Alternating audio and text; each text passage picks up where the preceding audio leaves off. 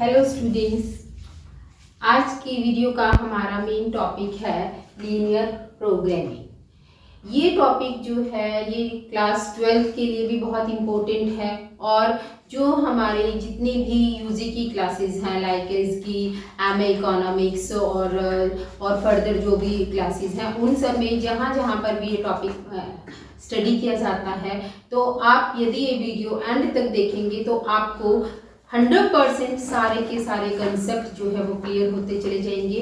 Proper understanding के लिए video को एंड तक देखिएगा। अपने कमेंट जो है वो हमें कमेंट बॉक्स में ज़रूर सेंड कीजिएगा।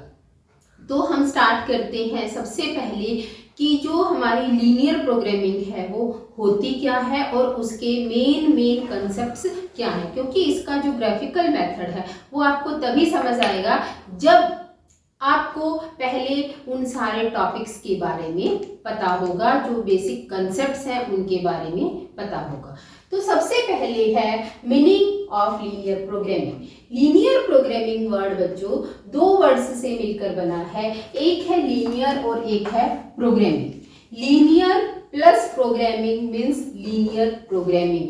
इसको हम शॉर्ट फॉर्म में LPP कहते हैं, लीनियर प्रोग्रामिंग प्रोसेस। ठीक है, तो लीनियर का मतलब होता है कि जो आपकी वेरिएबल्स हैं वो एक स्ट्रेट लाइन में होती है जब आप इनको प्लॉट करते हैं, यानी कि जो आपको वेरिएबल्स गिवन होंगी वो होमोजीनियस टू डिग्री 1 होंगी। जैसे कि x1 प्लस x2 होगा, यहाँ पर आपका स्क्वायर या क्यूब नहीं मिलेगा। जो आपकी ये x1 और x2 है इनको वेरिएबल्स कहा जाता है और ये वेरिएबल्स जो है जब आप इनको ग्राफिकली प्लॉट करेंगे तो ये हमेशा ही स्ट्रेट लाइन में मूव करेंगे। इनका जो ग्राफ है वो स्ट्रेट लाइन में आएगा, इसीलिए इसको लीनियर प्रोग्राम कहा जाता है।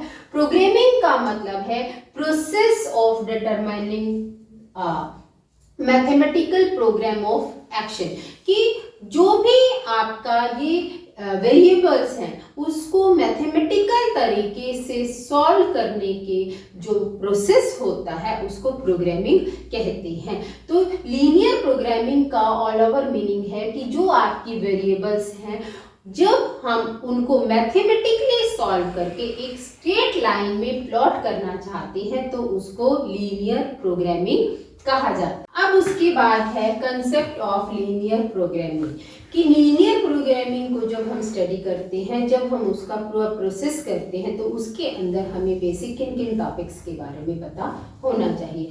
तो सबसे पहला है आपका ऑब्जेक्टिव फंक्शन। ऑब्जेक्टिव फंक्शन का मतलब क्या है कि आपका लीनियर प्रोग्रामिंग जो आप कर रहे हैं उसको सॉल्व करने का मेन मकसद क्या है, उद्देश्य क्या है। तो यहाँ पर हमारा मेन ऑब्जेक्टिव होता है जो हमारा डिटर्मिनेंट है, जो क्वांटिटीज जो हैं उनको या तो हमें मैक्सिमम करना होता है या फिर मिनिमम करना होता है। लाइक इसकी यदि आप प्रॉफिट डिटरमिन करना चाहते हैं, मतलब आपको किसी भी लीनियर प्रोग्रामिंग प्रोसेस में प्रॉफिट निकालना है, तो हमेशा ही हमारा ऑब्जेक्टिव फंक्शन रहेगा टू मैक्सिमाइज द प्रॉफिट।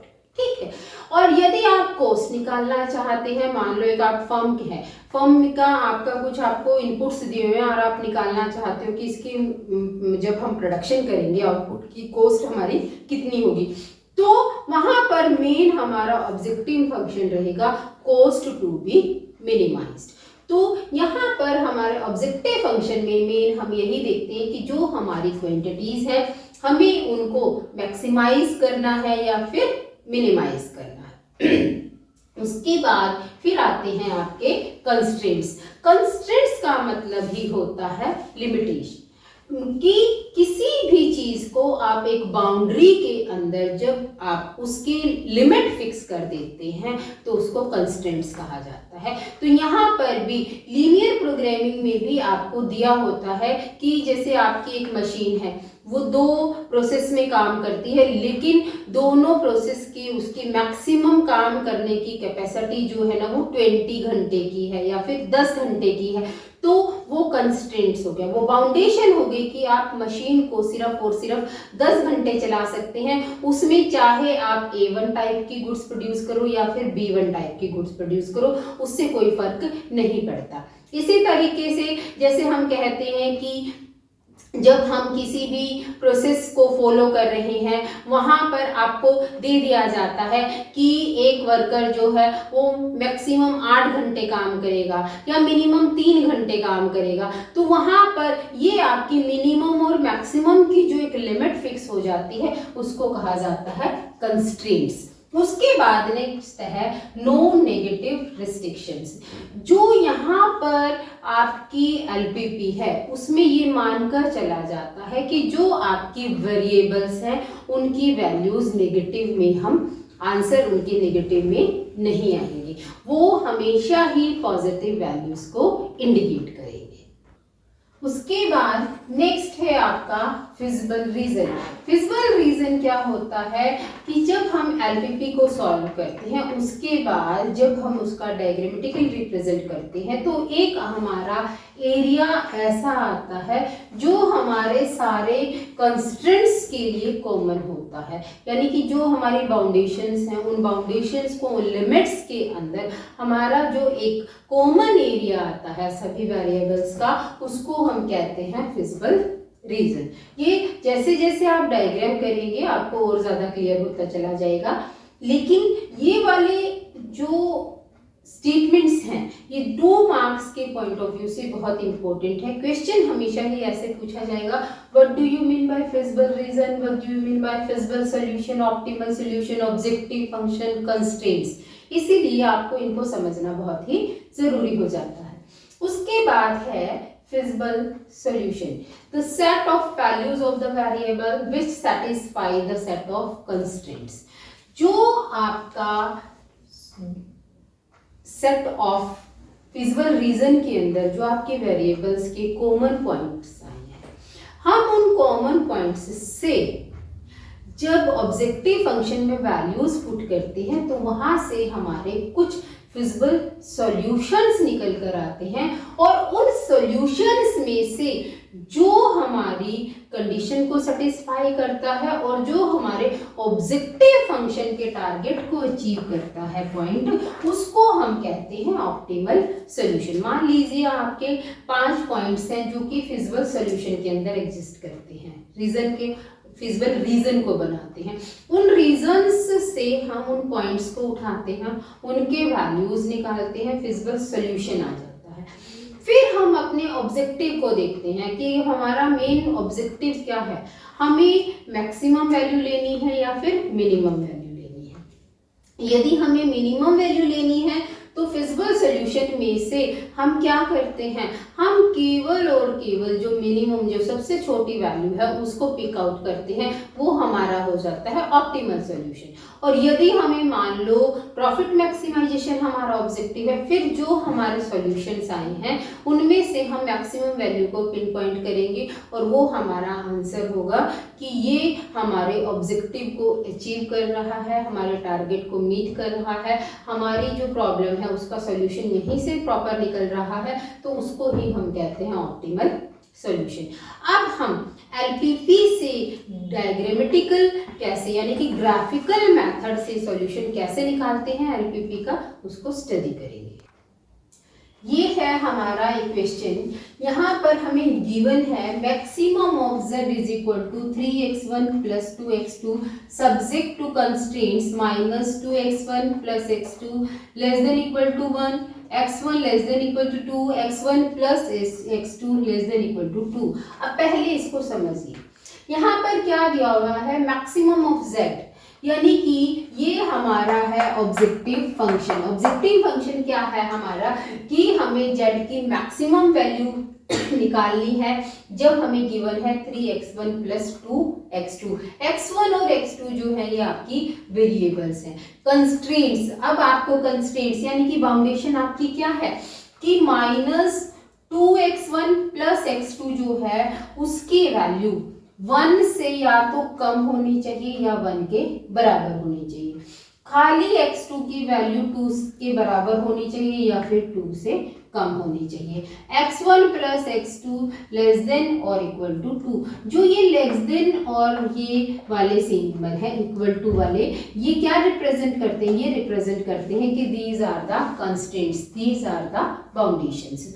तो जब हम इसका सॉल्यूशन निकालेंगे, सबसे पहले हम जो ये हमारी लेस देन वाली वैल्यूज हैं, हम इन कंस्ट्रेंट्स को कन्वर्ट करते हैं इक्वालिटीज में। लिखेंगे फर्स्ट कन्वर्ट द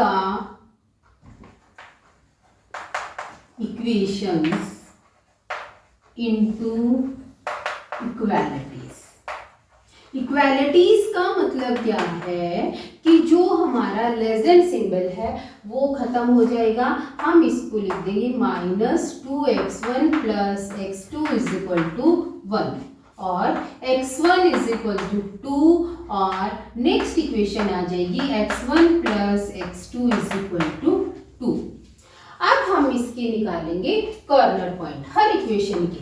जैसे कि हम यहाँ पर एक बॉक्स बनाएंगे, ये आपका x1 आ गया, ये आपका x2 आ गया। कॉर्नर पॉइंट निकालने के लिए हम क्या करेंगे, एक बार x1 को 0 पुट कर दिया, इस इक्वेशन में x1 को 0 पुट करेंगे तो हमारी x2 की वैल्यू निकल आ जाएगी 1। फिर हम x2 को 0 पुट करेंगे तो x1 की वैल्यू निकल आ जाएगी -1/2। इसी तरीके से अब यहाँ पर हमें कुछ भी पुट करने की जरूरत नहीं है क्योंकि x1 इज इक्वल टू 2 है, इसकी अपने आप में इंडिविजुअली हम लाइन ड्रॉ कर देंगे। अब यहाँ पर भी इसी तरीके से x1 x2, ये 0 तो ये 2, ये 0 तो ये 2। ये हमने निकाल लिए इनके कॉर्नर पॉइंट्स। अब हम इनका ग्राफ प्लॉट करते हैं। इसको मैं थोड़ा सा इधर लिख देती हूँ ताकि वहां पर ग्राफ को बनाया जा सके। x1 x2 0 2 2।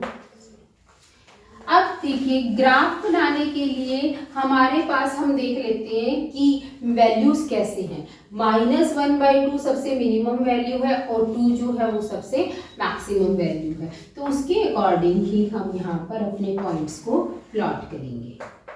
0 0 ये आपका आ गया x1, ये आपका आ गया x2, x2 dash x1 x1 dash, तो ये आपका आ गया 0, ये आ गया 0.5, ये आ गया 1, ये आ गया 1.5, ये आ गया 2। हम ये पॉइंट्स जो है उसके अकॉर्डिंग लेते हैं कि हमारी वैल्यूज कैसे कैसे आ रही हैं। यदि वैल्यूज बहुत ही छोटी छोटी हैं तो हम पॉइंट्स में लेते हैं, नहीं तो हम 1 2 3 भी ले सकते हैं, 5 10 20 15 15 20 ऐसे भी ले सकते हैं। फिर इसी तरीके से अब हमारा x1 नेगेटिव है तो यहाँ पर भी हम एक नेगेटिव पॉइंट शो कर देंगे, -0.5 -1 -1.5। अब देखिए इस वाले पॉइंट को पहले हम इस वाली इक्वेशन को प्लॉट करेंगे। x1 0 x2 1, फिर x1 0 x2 0 x1 -1.5, हाफ का मतलब है 0.5 माइनस का 0.5। ठीक है, हम इन दोनों पॉइंट्स को मिला देंगे। ये पॉइंट का नाम दे दिया A, इसका नाम दे दिया B। यहाँ पर हम इनके कोऑर्डिनेट्स लिख देंगे 0 और 1, यहाँ पर लिख देंगे -0.5 एंड 0। ठीक है, इस लाइन की यहाँ पर वैल्यू लिख दो जो ये गिवन है, -2x1 plus x2 less than equal to 1। अब दूसरा क्या है, x1 इज इक्वल टू 2, यहाँ पर लिख दो x1 less than equal to 2, इसका नाम दे दिया C 2 0। अब इसके बाद हम ये प्लॉट करेंगे, x1 0 तो x2 2, ये 0 और ये 2, फिर ये 0 और ये 2, इनको मिला देंगे। अब सी पॉइंट जो है वो इस वाली लाइन का भी है और इस वाली लाइन का भी है, ये कॉमन पॉइंट है हमारा 2 0। यहाँ पर आपका ये पॉइंट आ गया, ये पॉइंट आ गया, इस पॉइंट का हमने नाम दे दिया ए बी सी, ये आ गया डी और ये आपका पॉइंट आ गया ई। ये लाइन आपकी आ गई x1 plus x2 less than equal to 2। अब हमने इसके जो E पॉइंट है इसके कोऑर्डिनेट्स पहले निकालने हैं, उससे पहले हम इसका फिजिबल रीजन निकालेंगे। फिजिबल रीजन के लिए हम क्या करेंगे, इसको शेड करेंगे। शेड करने के लिए हमने बहुत सिंपल सा एक तरीका निकाला है। हम क्या करते हैं, जो आपकी गिवन इक्वेशंस है, अब इनको मैं हटा देती हूँ।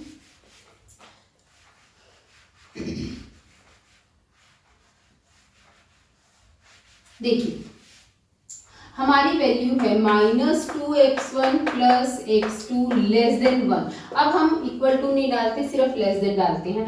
हम दोनों को 0 0 पुट कर देंगे शेड निकालने के लिए, फॉर शेड यानी कि जब हम फिजिबल रीजन निकालना चाहते हैं, जब हम शेडिंग करना चाहते हैं, शेडिंग के लिए हम क्या करेंगे, x1 x2 दोनों को 0 पुट कर दिया। 0 लेस देन 1, बताइए इज इट ट्रू और false? 0 is always less than 1, this is true. यदि ये ट्रू आ रहा है तो जो आपका ये O पॉइंट है, इस लाइन की शेडिंग जो है वो O पॉइंट की तरफ और ओरिजिन की तरफ मूव करेंगी, यानी कि इसकी शेड्स होंगी ऐसे ऐसे ऐसे। ठीक है, अब देखिए जो ये वाली इक्वेशन है x1 plus x2 less then 2, 0 plus 0 less than 2, 0 less than 2, is it true? Yes it is true answer. Now इसकी शेड भी क्या आएंगी, अंदर की तरफ आएंगी। अब x1 less then 2, 0 less than 2, again इसकी शेड भी अंदर की तरफ आएंगी। ठीक है, तो एक हमारा एरिया ऐसा होगा जहां पर कि हमारी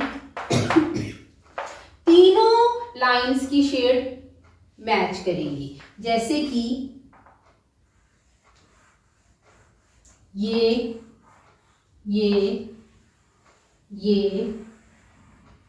और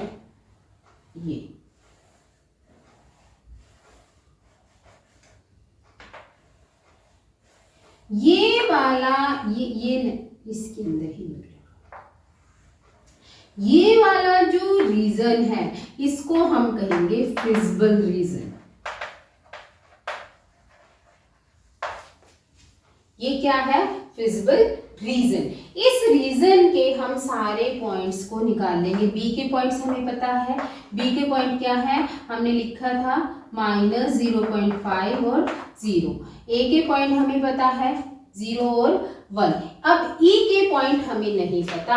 ई के पॉइंट जैसे यदि हम ग्राफ पर प्लॉट करते हैं तो हम उसको डायरेक्टली निकाल लेते हैं, लेकिन पीजी लेवल पर या यूनिवर्सिटी लेवल पर आपको कोई ग्राफ प्रोवाइड नहीं किया जाता। तब हम क्या करेंगे, जो हमारी दो इक्वेशंस हैं जिनसे कि हमारा इंटरसेक्शन पॉइंट आ रहा है, ये कौन कौन सी इक्वेशन है, एक इक्वेशन है ये वाली x1 plus x2 is equal to 2, दूसरी इक्वेशन है -2x1 plus x2 is equal to 1। हम इन दोनों को साइमल्टेनियसली सॉल्व कर लेंगे। सब्ट्रैक्ट कर दिया, सब्ट्रैक्ट करके ये कट गया, ये माइनस माइनस जो है ये प्लस हो गया, तो 3x1 is equal to 1, x1 is equal to 1/3। तो x1 की वैल्यू आपकी आ गई यहाँ पर 1/3। x2 की वैल्यू निकाल लेंगे, इसमें पुट कर दो, x1 plus x2 is equal to 2, 1/3 plus x1 2 is equal to 2, x2 is equal to 2 minus 1/3, तो ये आपका आ जाएगा 5/3। तो इसके कोऑर्डिनेट्स हो गए x1 1/3, x2 5/3। इस तरीके से इक्वेशंस को साइमल्टेनियसली सॉल्व करके हम यहाँ से इंटरसेक्शन पॉइंट की वैल्यू निकाल लेते हैं। अब हम ऑप्टिमल जो सॉल्यूशन निकालते हैं उसके लिए ये फिजिबल रीजन से पहले हम निकालेंगे फिजिबल सॉल्यूशन। उसके लिए हम पहले यहाँ पर कॉर्नर पॉइंट्स लिखेंगे। एक टेबल बना लेते हैं छोटी सी, कॉर्नर पॉइंट, फिर ऑर्डिनेट्स, कॉर्नर पॉइंट्स के कोऑर्डिनेट्स लिख लेंगे, फिर हमारा लिख लेंगे ऑब्जेक्टिव फंक्शन, और फिर उसके बाद वैल्यू जो हम फाइंड आउट करेंगे। कॉर्नर पॉइंट्स हमारे कौन से हैं? इसका नाम है बी, ई और सी। हमारे 3 कॉर्नर पॉइंट्स निकले हैं, एक बी, एक ई और एक सी। बी के कोऑर्डिनेट्स हमारे क्या हैं? -0.5 एंड 0। ई के कोऑर्डिनेट, सी के कोऑर्डिनेट्स हमारे निकले हैं 2 एंड 0, और ई के निकले हैं, ये है ई के हमारे निकले हैं 1/3 एंड 5/3। हमारा ऑब्जेक्टिव फंक्शन जो सबसे ऊपर सबसे पहले गिवन होता है, क्या दिया हुआ है? 3x1 + 2x2। वैल्यू पुट कर देंगे, 3 × -0.5 + 2 × 0, तो ये आपका आ जाएगा -1.5। फिर है 3 × 2 + 2 × 0, 6। 3 × 1/3 + 2 × 5/3। इसकी वैल्यू कैलकुलेट करेंगे तो ये 1 आ गया, ये आपका आ गया 10/3, तो इसकी वैल्यू आपकी आ गई 13/3। 13/3 का मतलब हो गया 4.3 समथिंग। तो यहाँ से अब हमने क्या देखना है कि मैक्सिमम ऑफ z, आपके z की मैक्सिमम वैल्यू कहाँ पर आ रही है? इस पॉइंट पर आ रही है, तो ये आपका हो गया ऑप्टिमल सॉल्यूशन, जहां पर हम कहेंगे the function has the maximum value 6 at x1 = 2 and x2 = 0। इस तरीके से हम इसका सॉल्यूशन निकाल सकते हैं। नेक्स्ट क्वेश्चंस हम नेक्स्ट वीडियो में करेंगे, तब तक आप इसको स्टडी करते रहिए और अपने कमेंट हमें ज़रूर भेजिएगा। Have a nice day.